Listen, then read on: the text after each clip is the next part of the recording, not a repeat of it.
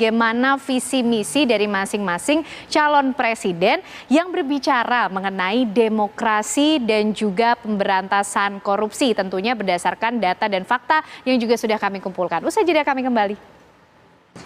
Ya, Anda masih menyaksikan Apa Kabar Indonesia Malam. Pemirsa, Gunung Merapi di perbatasan Jawa Tengah dan Yogyakarta ini kembali meluncurkan gempa magnitudo 4,6.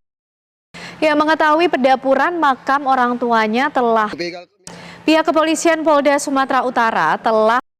Ya, kita kembali ke informasi yang terjadi di Medan, pemirsa, di mana pihak kepolisian.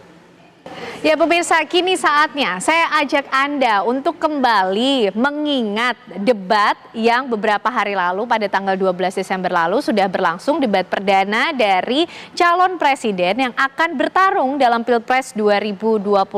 Kita akan mengupas sejumlah tema tentunya yang kemarin juga sudah diperdebatkan antar capres, tapi kita fokus ke demokrasi dan juga korupsi. Bersama saya ada Kang Ujang di sini. Kang, sudah dari tadi kita masih akan membahas mengenainya, betul-betul bisa menjawab tantangan demokrasi dan juga permasalahan korupsi di Indonesia. Kami sudah menghimpun sejumlah informasi, data, fakta tentunya pemirsa untuk Anda mengenai bagaimana sebenarnya kedudukan atau penerapan demokrasi di Indonesia, serta bagaimana mengenai penanganan korupsi di Indonesia. Kami hadirkan untuk Anda pemirsa informasinya berikut ini mengenai indeks demokrasi di Indonesia, kemudian masalah fundamental yang ada, tren kemudian hak politik yang digunakan di Indonesia. Sekarang saya ajak Anda untuk mengingat kembali apa kira-kira yang disampaikan oleh masing-masing capres dalam debat perdana kemarin ketika berbicara soal demokrasi.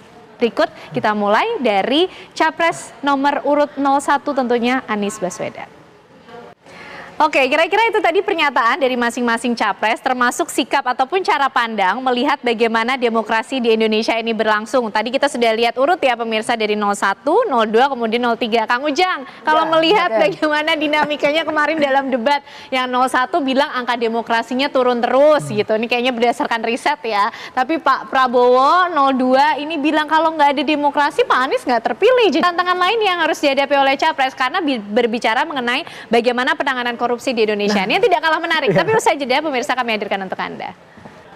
Masih bersama kami di Apa Kabar Indonesia Malam, pemirsa, kembali kami akan ajak Anda untuk membahas lebih lengkap, lebih detail lagi mengenai apa-apa saja komitmen dan juga visi dari masing-masing capres yang kemarin sudah debat perdana. Kita akan masuk ke tema soal bagaimana capres-capres ini berkomitmen untuk memberantas korupsi di Indonesia. Tapi sebelumnya kami hadirkan untuk Anda pemirsa, kami juga sudah mengumpulkan sejumlah informasi tentang bagaimana kemudian pemberantasan korupsi tapi kita juga akan melihat dulu bagaimana pernyataan, komitmen, visi dari masing-masing capres ketika ditanya soal tantangan pemberantasan korupsi di Indonesia. Berikut ini. Ya Kang, tapi ini menjadi perhitungan tentunya untuk masyarakat menentukan pilihannya nanti karena masih ada serangkaian debat selanjutnya yang harus kita dengar dari para capres-capres untuk menjawab tantangan-tantangan di Indonesia. Terima kasih Kang Ujang. Apa Kabar Indonesia Malam hari ini? Betul sekali, dan yang pasti kita juga masih akan menyaksikan bagaimana debat-debat selanjutnya yang juga sangat seru. Nah, setelah jeda berikut ini Anda juga bisa menyaksikan dua sisi. Saya Putri Viola pamit. Dan saya Kena Anda serta teman-teman yang bertugas mengucapkan terima kasih atas kebersamaan Anda. Selamat malam, sampai jumpa.